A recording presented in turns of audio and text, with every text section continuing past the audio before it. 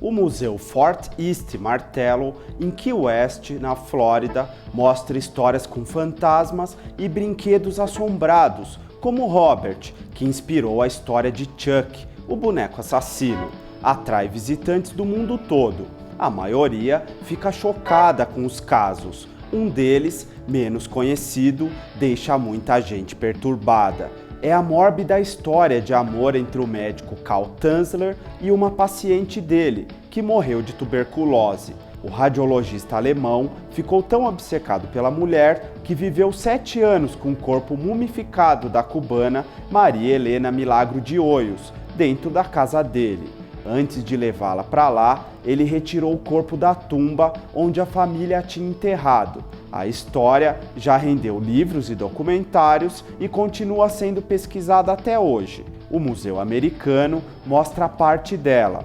Tanzler nasceu em Dresden em 1877. Deixou mulher e filhos na Alemanha para trabalhar no Hospital da Marinha em Key West, na Flórida, em 1927. Foi ali que, 3 anos depois, conheceu e tratou a Maria Helena. Ela tinha 21 anos quando foi atendida pelo médico alemão, na época com 53 anos. Maria Helena sofria de tuberculose e vivia com os pais e 2 irmãs na Flórida.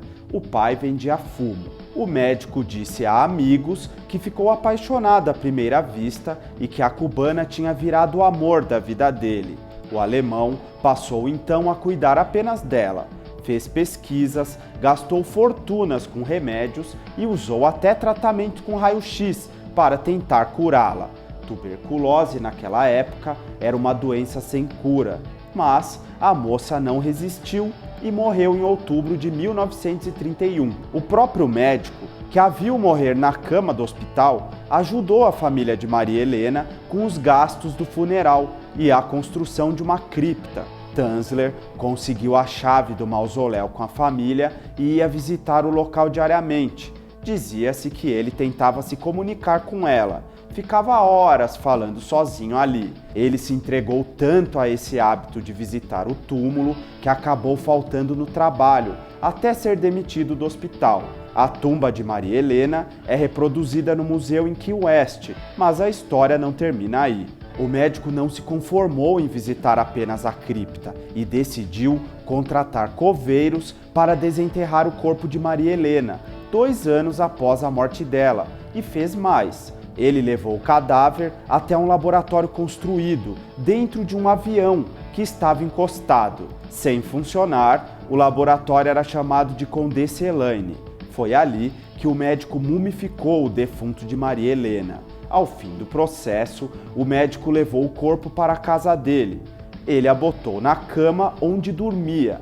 Como o cadáver já estava, claro, se decompondo, o médico primeiro preencheu com pele de animais, colocou roupa, peruca e a maquiou. A cavidade torácica recebeu trapos de roupa. O radiologista jogava litros de perfume por causa do cheiro forte do cadáver. Ele também comprava peças de roupa novas, deixando a vizinhança e lojistas desconfiados com as manias do alemão. Depois, botou uma máscara mortuária na morta, pois o corpo ficou ali durante 7 anos. Sim, 7 anos. O médico que tocava piano chegava a fazer serenatas para a morta em casa. Isso até o dia que a irmã da morta apareceu na casa dele. Foi em 1940. Nessa época, ele tinha transferido o laboratório do avião para um imóvel onde morava. A irmã tinha ouvido falar que o médico vivia com o corpo de Maria Helena. A mulher viu o cadáver, disse que parecia uma boneca de cera, mas chamou a polícia. O médico acabou preso. O intrigante é que após o caso vir à tona, o alemão foi elogiado. Muita gente o chamava de apaixonado e romântico.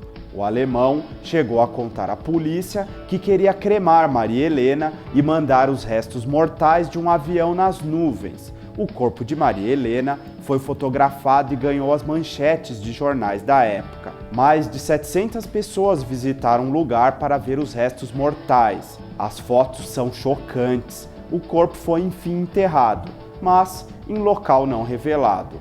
Essa lápide é que fica no museu em Key West, assim como um boneco de cera do médico mórbido. Tanzler, que acabou libertado sob fiança, paga por admiradores dele, sim, ele tinha, foi libertado. Acabou julgado, mas foi inocentado, com apoio do público. Ele morreu em 1952, 12 anos após ter sido descoberto pela irmã de Maria Helena. O que se conta em documentários e livros é que o médico vivia com uma máscara de Maria Helena nos braços. Ele também construiu uma esfinge de cera em casa para ela. Ele teria morrido abraçado a essa figura.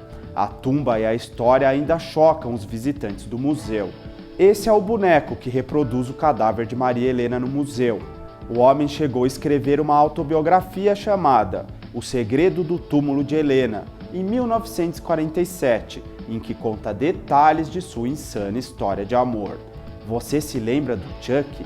De O Boneco Assassino? Se a história parece um pouco boba ou viajada demais para você, saiba que ela foi baseada em fatos reais. Também está retratada no mesmo museu, onde é contado o caso de Maria Helena. Este daí da foto é o boneco Robert, que assombrou os moradores de uma casa em Key West, nos Estados Unidos, há quase 100 anos. O primeiro dono de Robert foi Robert Eugene Otto, de 1906, quando tinha apenas 6 anos. O boneco foi dado por um empregado para a casa onde morava em Key West, que descobriu-se depois ser de um especialista em magia negra. Eugene gostou tanto do boneco que acabou dando seu próprio nome para ele, Robert. Depois disso, deixou de usar completamente o primeiro nome, já que era do boneco, confundindo completamente seus pais. Seus pais diziam que o garoto jamais deixava o boneco e que frequentemente os dois conversavam. A princípio, os pais imaginavam que Eugene estava apenas fazendo uma voz diferente, mas o garoto negava. Certa vez, seus pais ouviram um barulho enorme no quarto de Eugene e os encontraram na cama, sozinho chorando. Todos os móveis de seu quarto, grandes e pesados demais para que uma criança os mexesse, estavam caídos no chão. Eugene disse exatamente a frase que ninguém queria ouvir. Em 1974, após a morte de Eugene, o boneco continuou morando na casa, até que a filha dos novos moradores se apaixonou por ele e o elegeu como seu boneco preferido. Após algum tempo, ela começou a acordar gritando frequentemente e disse que Robert havia tentado atacá-la. Os pais, já cheios dessa história, decidiram trancar Robert no sótão. Os vizinhos diziam que após todos saírem de casa, Robert aparecia nas janelas, em diferentes horários do dia.